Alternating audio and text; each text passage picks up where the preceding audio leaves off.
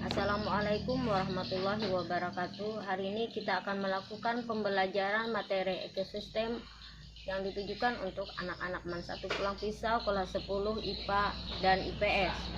Materinya yaitu ekosistem.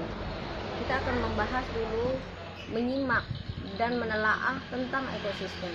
Tidak ada makhluk hidup yang sempurna dan tidak bisa berdiri sendiri, melainkan perlu berinteraksi dengan organisme lain serta lingkungan.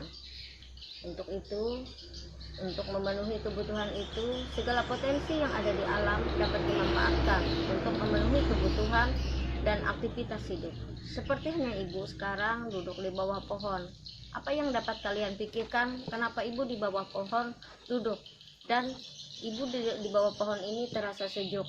Hal ini terjadi tanpa kita sadari bahwa terjadi interaksi antara sesama makhluk hidup, yaitu interaksi simbiosis mutualisme. Simbiosis mutualisme adalah interaksi antar makhluk hidup di mana antar makhluk hidup itu saling membutuhkan, yaitu dengan pola ini terjadi interaksi, yaitu pertukaran gas oksigen dan karbon dioksida.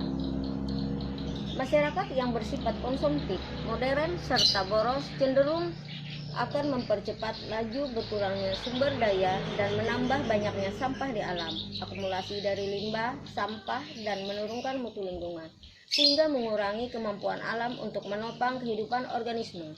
Oleh karena itu, perbaikan serta pelestarian alam harus dilakukan dan dilaksanakan. Keberhasilan itu bukan hanya menjadi tanggung jawab pemerintah, tetapi juga kita sebagai anggota masyarakat.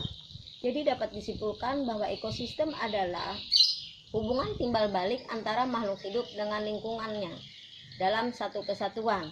Cabang ilmu yang mempelajari tentang ekosistem adalah ekologi. Ekosistem mempunyai dua komponen, yaitu berdasarkan fungsinya dan berdasarkan sifatnya.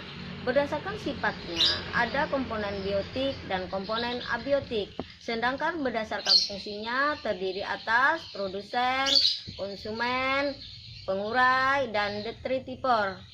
Nah, itulah komponen-komponen ekosistem. Apabila komponen ekosistem yang bersifat ekosistem, ada yang berdasarkan sifatnya, ada yang berdasarkan fungsinya.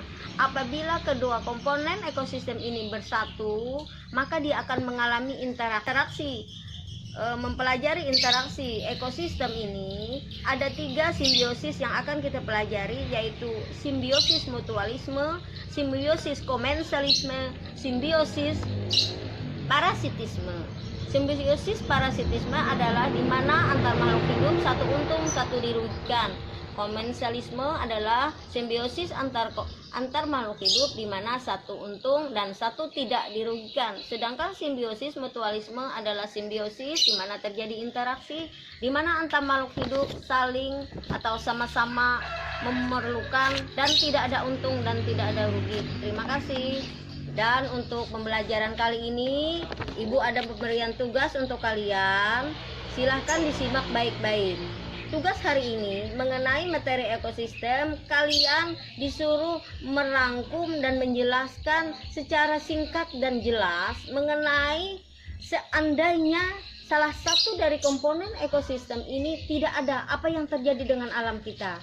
Silahkan menjelaskan. Silahkan dicatat di bukunya masing-masing. Dan warahmatullahi wabarakatuh. Selamat mengerjakan dan tunggu tugas berikutnya. Terima kasih.